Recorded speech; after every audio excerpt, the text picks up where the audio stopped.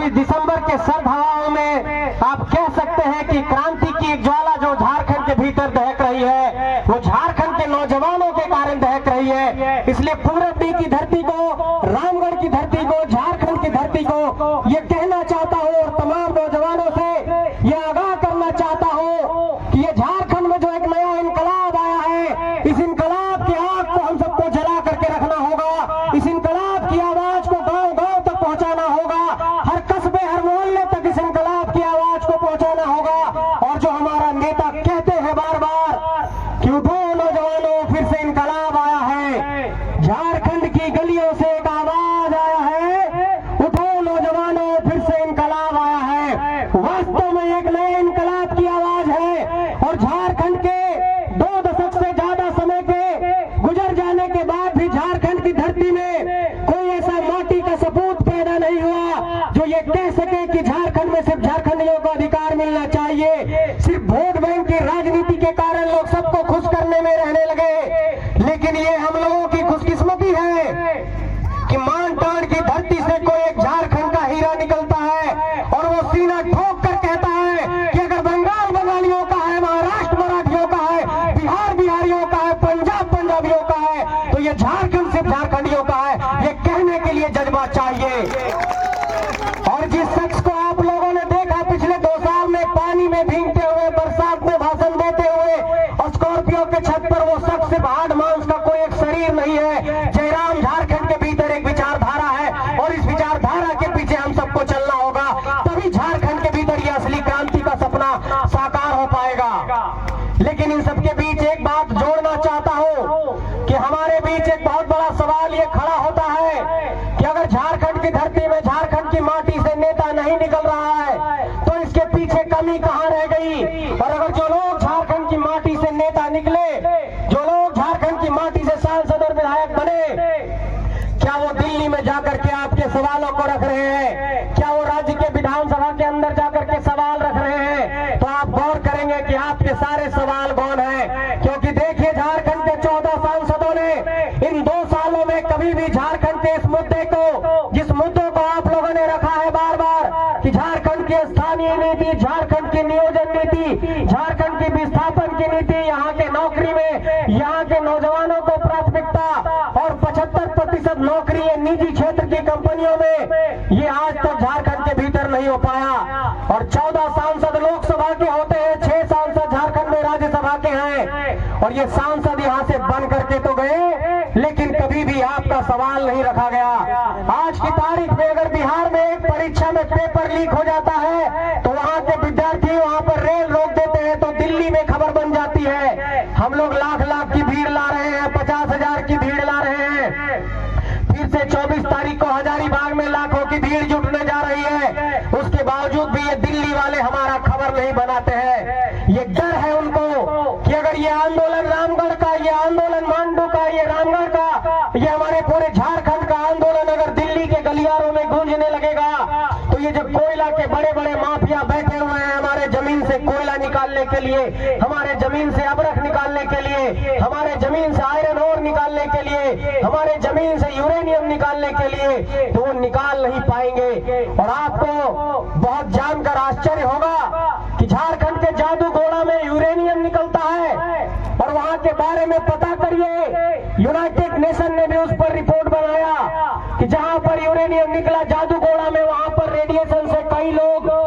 वहां पर विकलांग हो गए, दिव्यांग हो गए, कई महिलाएं बांझपन की शिकार हो गई, कई महिलाएं वहां पर बच्चे को जन्म नहीं दे सकती है। पूरे जादूगोड़ा में रेडिएशन से वहां पर स्थितियां जो है बहुत खराब हो गई है। आप देखिए कि झारखंड में जहां भी कोयला निकल रहा है वहां सिर्फ हम धूल फांकने को मजबूर है। आप देखिए अगर अडानी पावर प्लांट लगाती है तो बिजली बांग्लादेश को भेजती है, कोडरमा में पावर प्लांट लगता है तो वहां से भी बिजली दिल्ली जाता है। इसका मतलब कि जो कुछ भी यहाँ पर स्थापित हुआ, कंपनी हुआ, खनन के लिए कोई परियोजना लगी, उससे झारखंडियों का कोई हित नहीं सधा। अगर भारत माला की भी परियोजना बन रही है तो उसमें बड़े बड़े कॉर्पोरेट लोगों का माल जाएगा, उसमें भी झारखंडियों का कल्याण नहीं है। लोग कहते हैं कि ये झारखंडी लगता है कि विकास विरोधी हो गए हैं, लोग कहते हैं कि ये झारखंडी बारी भीतरी की बात कर रहे हैं। ये विकास विरोधी होने की बात नहीं है, बारी भीतरी होने की बात नहीं है। अगर हमारे पेट पर लात मारोगे तो आपको रखना होगा मेरे साथियों। और आज की तारीख में झारखंड में एक चपरासी का नौकरी आप हासिल नहीं कर पा रहे हैं। एक चपरासी का नियुक्ति निकला चतरा में, तो वहां पर आपने देखा कि मंत्री का बेटा चपरासी बना है। इसका मतलब कि चाहे वो चपरासी हो चाहे वो क्लर्क हो, और आप देख रहे हैं कि जिस व्यवस्था से यहाँ पर डीएसपी बनते हैं, सीओ बनते हैं, बीडीओ बनते हैं, जो जेपीएससी की परीक्षा है उसमें भी सेटिंग गेटिंग होती है। और अभी तक जेपीएससी का परीक्षा सिर्फ 10 बार हुआ, 11वां जेपीएससी की परीक्षा अब तक नहीं हो पाई है। इसलिए आप सबसे ये कहना चाहता हूँ कि हमारे नौकरी पर बहुत बड़ा आघात है, हमारे जमीन को लूटा जा रहा है, हमारे नौकरी को दूसरे लोगों को बेच दिया जा रहा है, परीक्षाओं में पेपर लीक हो जा रहा है। आपके नेता हमारे माटी से नहीं है। इसका मतलब कि सभी पहलू पर हम लोगों को कुचलने की एक बहुत बड़ी साजिश हो रही है। इसलिए झारखंड के गांव-गांव में ये आंदोलन पहुंच गया है।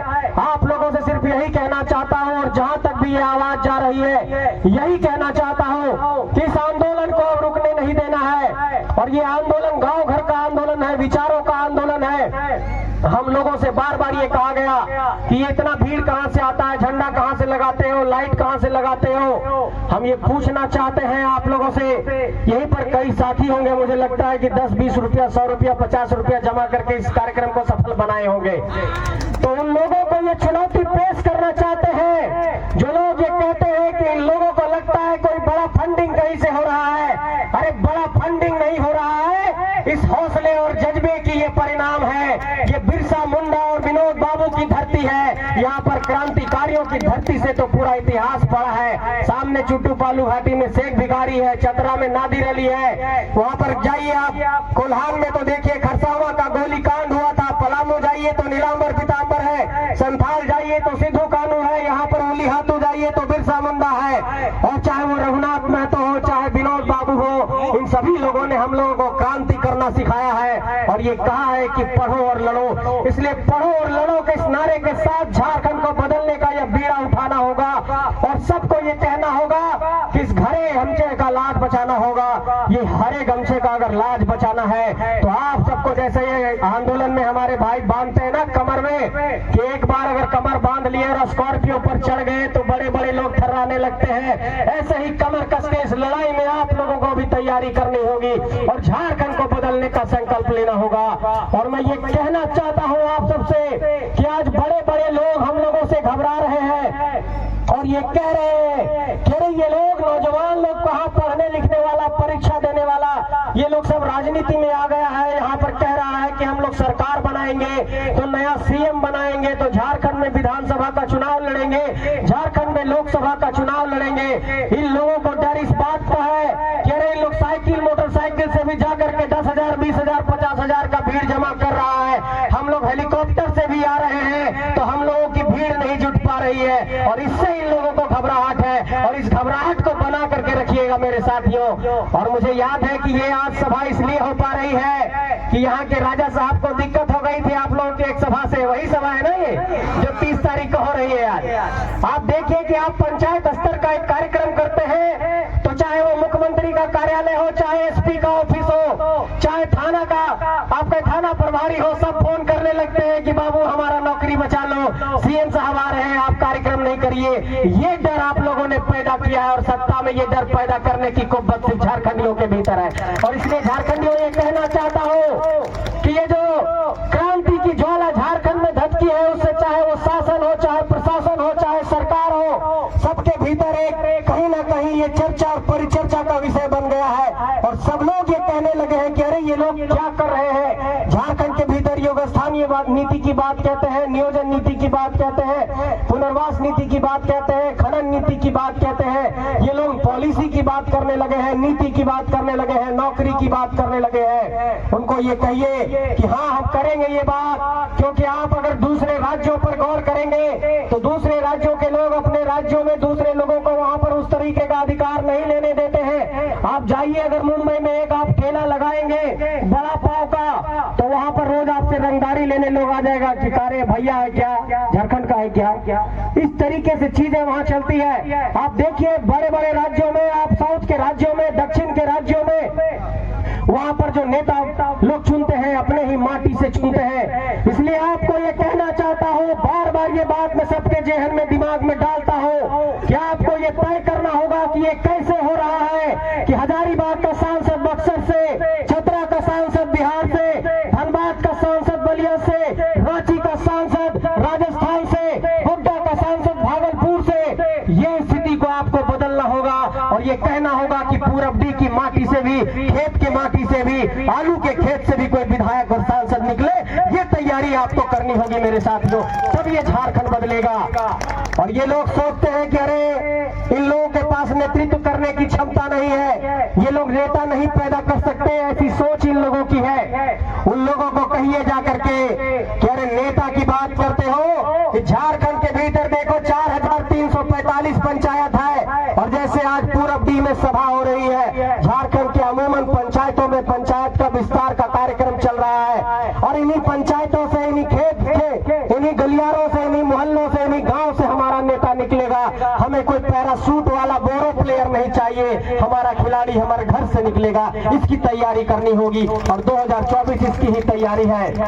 और एक बड़ा ऐलान फिर से कर रहे हैं कि 24 जनवरी को, 24 जनवरी 2024 हजारीबाग के हवाई अड्डे मैदान में जिस तरीके से बलियापुर के हवाई पट्टी के मैदान में 1.5 लाख की भीड़ आई थी, ठीक उसी तरीके से एक जनसैलाब फिर होगा और लोकसभा चुनाव से पहले एक बड़ा शंखनाद होगा कि जेबी केसेस ने भी एक बड़ी तैयारी कर ली है। हजारीबाग में उस जनसैलाब से इस बात का संदेश दिया जाएगा कि झारखंड की धरती एक परिवर्तन के लिए तैयार हो गई है, झारखंड की धरती एक बदलाव के लिए तैयार हो गई है। और आपको ये तय करना होगा कि कोई झरिया में आकर के बलिया का आदमी विधायक नहीं बने, कोई धनबाद में आकर के बलिया का सांसद नहीं बने, कोई हजारीबाग में आकर के बक्सर का सांसद ना बने। और जो बार बार हम लोग बात कह रहे हैं कि चाहे वो चपरासी हो, चाहे वो ठेकेदारी हो, चाहे वो नौकरी हो, चाहे वो नेतृत्व हो, चाहे वो मुखिया हो, चाहे वो जिला परिषद हो, चाहे वो सांसद हो, चाहे वो विधायक हो, 100% झारखंडी माटी का चाहिए। कोई भी मिलावट कहीं नहीं चलेगा। खांटी झारखंडी को ही अब झारखंड में अधिकार मिलेगा, खांटी झारखंडी को ही अब झारखंड में अवसर देंगे। इस बात की आप लोगों की तैयारी करनी होगी और इस तैयारी में अगर आज हम लोग नहीं खड़े हुए, इस तैयारी में अगर आज हम लोग साथ नहीं दिए, तो इस बात को मान करके चलिए कि 23 साल के बाद इतना बड़ा आंदोलन खड़ा हुआ है और फिर इस तरीके का कोई आंदोलन झारखंड के भीतर नहीं खड़ा हो पाएगा। क्योंकि आपको मालूम है कि क्रांति लंबे लंबे वर्षों के बाद होती है और झारखंड में ये जो क्रांति निकली है ये बहुत लंबे वर्ष के बाद निकली है। इसलिए आप सबसे ये कहना चाहता हूँ और तमाम नौजवानों आप सबसे कहना चाहता हूँ कि आपको नेतृत्व में आकर के भागीदारी सुनिश्चित करना होगा और इस बात की चुनौती पेश करनी होगी कि हाँ, हम भी सांसद बन सकते हैं, हम भी विधायक बन सकते हैं, हम भी जिला परिषद बन सकते हैं, हम भी मुखिया बन सकते हैं। इस बात की जब तक चुनौती नहीं पेश करेंगे तब तक ये झारखंड का तकदीर नहीं बदलेगा। और इन लोगों का एक और बहुत बड़ा प्रोपेगेंडा चलता है, उससे हम लोगों को बचना होगा। ये लोग हम लोगों को जाति के नाम पर, धर्म के नाम पर, संप्रदाय के नाम पर ये लोग लड़ाने लगेंगे और जब चुनाव आएगा तो कहने लगेंगे कि भाई मंदिर पर खतरा है, भाई मस्जिद पर खतरा है, भाई इस धर्म में खतरा है, भाई उस धर्म में खतरा है। ये कभी नहीं कहेंगे कि झारखंडियों के नौकरी पर खतरा है, ये कभी नहीं कहेंगे कि झारखंडियों के हक अधिकार पर खतरा है। इस साजिश और षड्यंत्र को समझना होगा और ये समझना होगा कि ये लोग इस तरह की मोटी मोटी बात करके आप लोगों को भटकाकर, बरगलाकर झारखंड के जो मूल मुद्दे हैं, आपके नौकरी का जो सवाल है, आपके विस्थापन का जो सवाल है, आपके पुनर्वास का जो सवाल है, आपके लिए जो परीक्षाओं का सवाल है, इन सारे सवालों को ये लोग एक तरीके से चादर ढकने का काम करते हैं और झारखंडियों के हक अधिकार को कुचलने का काम करते हैं। इसलिए बड़ी गाड़ियों को देखकर, फॉर्च्यूनर को देखकर, बूथ कमेटी में जब पैसा पहुंच जाएगा, ये सब चीजों को देख करके वोट नहीं करना है। आप कहिए कि अगर भाई अगर बूथ पर बैठना पड़ेगा तो हम घर से जलपान ले जा करके बैठेंगे, लेकिन जेबी केसेस के इस सफर को आगे बढ़ाएंगे। ये संकल्प आप सबको लेना होगा मेरे साथियों, क्योंकि आप समझिए कि हम लोग नौजवान लोग हैं, घर से निकले हैं, इस संगठन के पास बहुत पैसा नहीं है। एक एक झंडा बनाने में लोग 10-5 रुपया जमा करते हैं, ये संगठन उतना पैसा नहीं खर्च कर पाएगा। इसलिए हम लोगों के पास सिर्फ एक ताकत है, विचार की